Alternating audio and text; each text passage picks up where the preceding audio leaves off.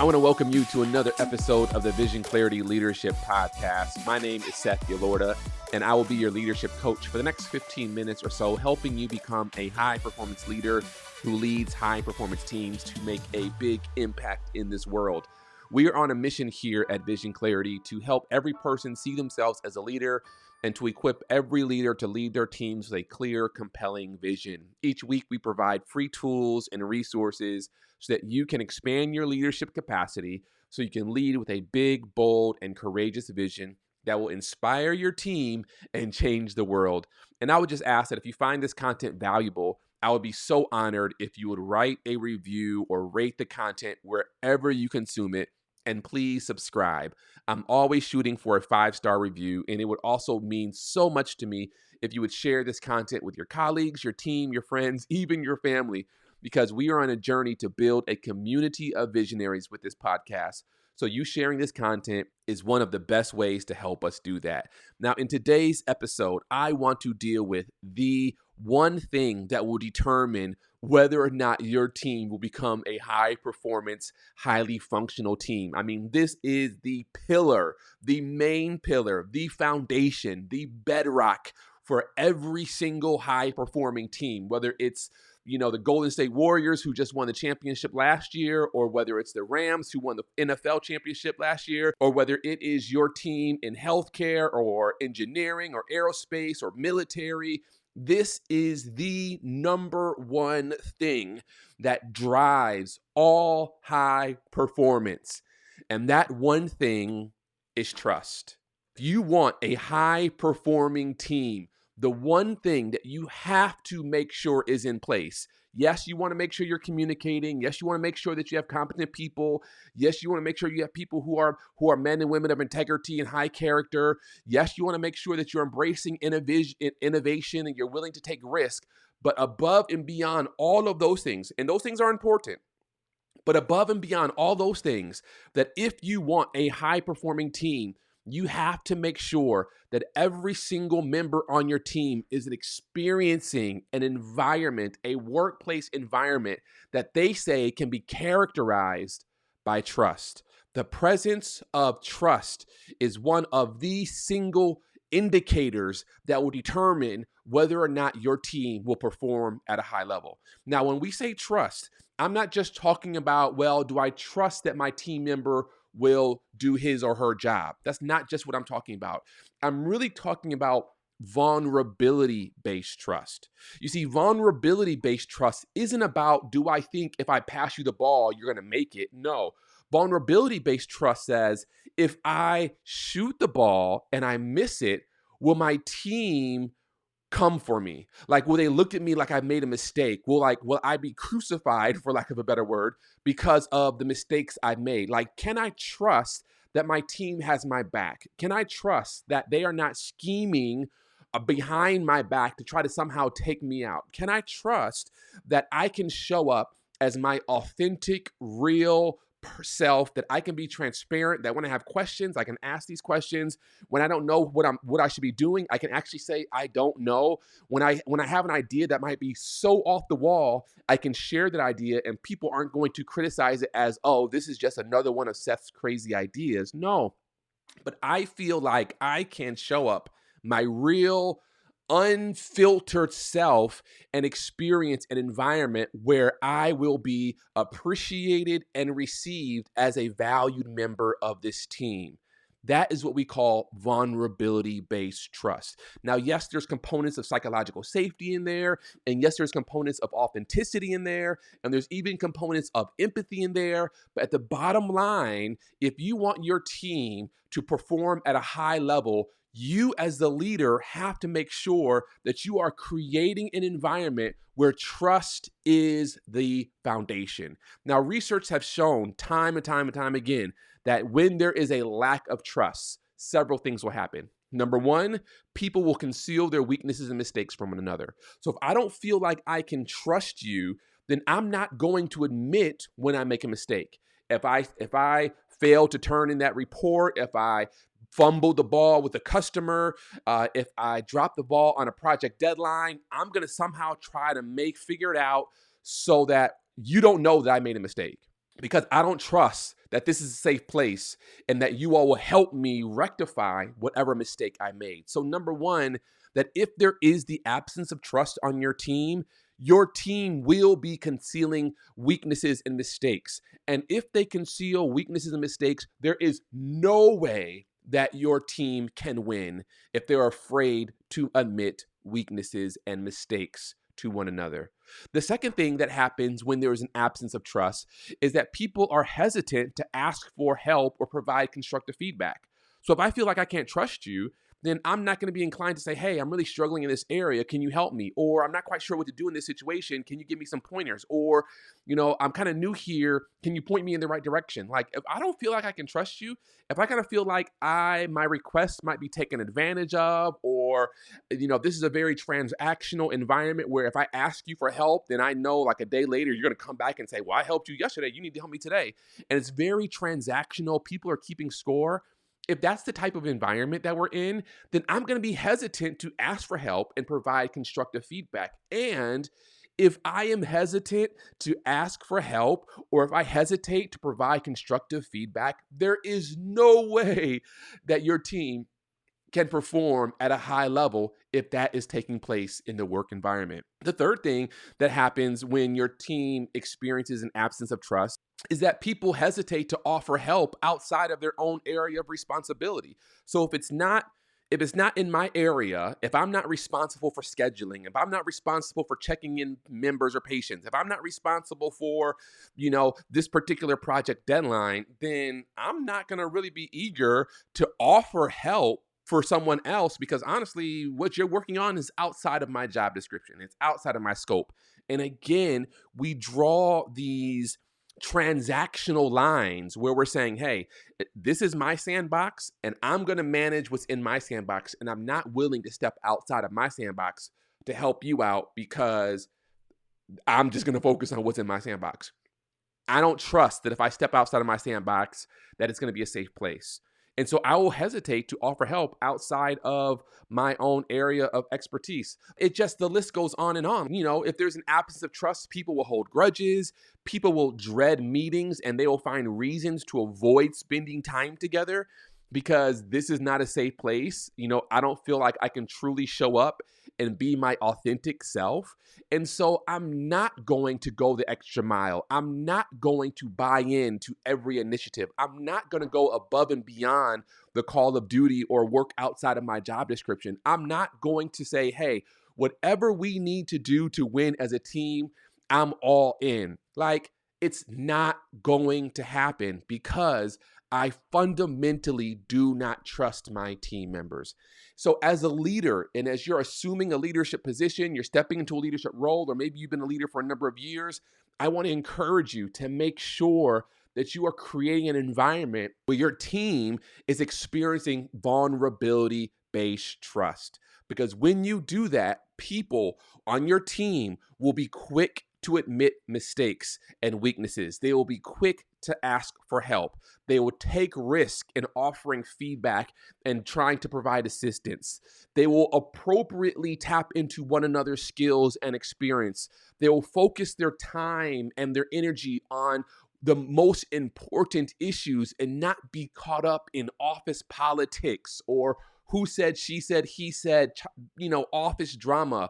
They will offer and accept apologies without hesitation, and they will look forward to meetings and working together because they fundamentally like each other. Now, it doesn't mean that your team members have to be, BFFs and hang out and go get drinks after work and just always, have barbecues at each other's house. Like, that's nice if they do that, but that's not what trust really is all about. Trust is about when I show up to work, I know that my team has my back. When I show up to work, I know that I can bring my whole self and not be criticized or judged. This is what we as leaders want to create. Now, this is the challenge that some of you all are currently working on a team where there is the absence of trust. So the question is, what can you do in order to restore trust or create a new level of trust for your team so that you can have this foundation, the foundation of your team solid. And I want to give you one thing that above and beyond every other thing will help your team restore trust. And that is you, as the leader, you must lower the waterline. Yes, you must lower the waterline. What do I mean? So if you think about an iceberg, most of the iceberg, 70% of the iceberg is underwater. You cannot see it. Only, 20, 30, 40% of the iceberg is above water. That's what we know. So the Titanic, they only saw the small portion that was above water, but the vast majority of the iceberg was underwater, and it, pierced the hull, and unfortunately, the rest is history. And so when you think about an iceberg, every day your team is showing up, and I want you to see them as icebergs. See each one of your team members as iceberg. And what you actually are seeing, their behavior, the words they're saying, how they're contributing in meetings, that is only the tip of the iceberg. That is the part that you can see. That's actually the part that they want you to see. But there is a good chunk of iceberg, a good chunk of who they are that is under the waterline that you can't see. And so what you have to do as a leader is you have to get people on your team to lower the waterline. What lowering the waterline means is that they begin to make themselves known to each of their fellow team members. So I'm going to choose to intentionally show you more and more and more about who I really am. I'm not just going to talk about, the things I want you to know about me, but I'm going to choose to say, you know what? I'm going to show you some things that you won't naturally see. I mean, you can see the type of car I drive. You might be able to see where I live in what neighborhood, but I'm not really showing you my thoughts. I'm not showing you things that have happened in my past. I'm not showing you things that are really going on inside of me. Like, I'm only showing you what's above the waterline. And so if you want your team to experience higher levels of trust, you have to get them to lower the waterline. And the way that you do this is you, as the leader, have to first model lowering the waterline. You have to have a team meeting, your next staff meeting, your next all hands on deck meeting. And in that meeting, you as the leader have to model it.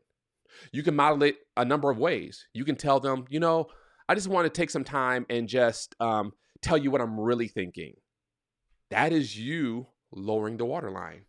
Or you can say, you know what, let's take some time and really just get to know one another. I would love for you all to, let's go around and let's talk about, where did you grow up? What birth order did you fall in? How many siblings do you have? And what's your birth order? And maybe what's something that happened to you in your childhood that was either something that was really interesting or maybe a challenge that you faced. That is you creating an environment where you are intentionally having your team lower the waterline. But you have to model it. You have to go first. You have to say, okay, I'm going to model this. And you can't just, if you want people to be open and honest and vulnerable, then you have to be open and honest and vulnerable. You have to model lowering the waterline. Another team exercise that you can do is you could break your team. If let's say you have a team of 10 and you can break them up into groups of 2. So there's, 5 teams of 2, and you could tell them, hey, I want you to go around with your partner and I want you to answer 3 things. I want you to tell them 3 things. Number 1, I want you to say to your partner, if you really knew me, you would know blank. That's the first question, or that's the first fill in the blank. If you really knew me, you would know blank. Then after you say that, then I want you to say, if you really, really knew me, you would know blank. So that's the second one. And then the third one is, if you really, really, really knew me, you would know blank.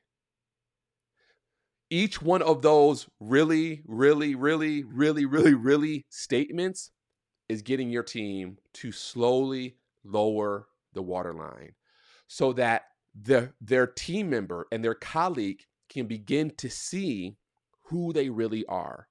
Now, again, each team member has the prerogative to share as much or as little as they want. So I can go deep into my childhood or I can keep it simple. Every person can choose to go at it however they want to go at it, but you're creating an opportunity for people to truly understand each other. And what this does is that when I truly see you and I understand where you've been, where you grew up, where you're from, some of the experiences that you had that have shaped who you are today, what that does in me is it creates empathy. That's why he does A, B, and C. That's why she does X, Y, and Z. Because of A, B, and C that happened to her, or X, Y, and Z is where he's from.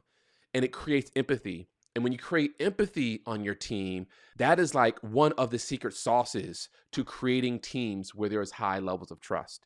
Is people are willing to step into the shoes of their colleagues and say, you know what, you just made a mistake, but I've also made mistakes before. So it's all good. Let's figure this thing out. That's empathy.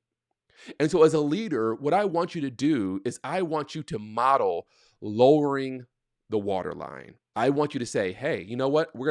During our team meeting, we're going to take 20 minutes and we're going to have these questions. And I'm going to start by sharing my 3 really, really, reallys with you. I did this recently at a team meeting that I was facilitating. And it was funny looking at the people in the room. You could tell that some of them were like, okay, I'm not quite sure if I feel comfortable sharing. And after everyone went around and shared, I said, how did that make you feel? And they literally said, it was kind of unnerving. Like, I'm not quite sure if this is a safe place.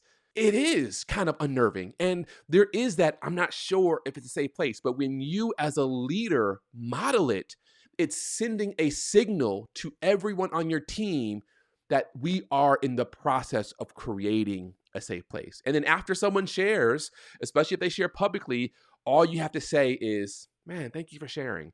You don't have to go and ask further questions. You don't have to try to diagnose them. You don't have to, tell them what they did or didn't do was right or wrong. No, all you have to do is say, thank you for sharing. Who's next? It's as simple as that. This is you creating space. It's creating psychological safety. It's creating empathy. It's lowering the waterline on your team so that your team members will begin to see more and more of the team members around them. So if I was to model this for my vision clarity leaders, I would say, if you really knew me, you would know that I thoroughly enjoy pouring into and helping leaders grow. And I am so honored to be able to share this podcast episode with you. And I'm also so honored to be able to work with healthcare leaders for a healthcare organization in Riverside, California, helping them grow their leadership capacity and transform the culture of the department. That is something that I'm really excited about and so honored to engage in.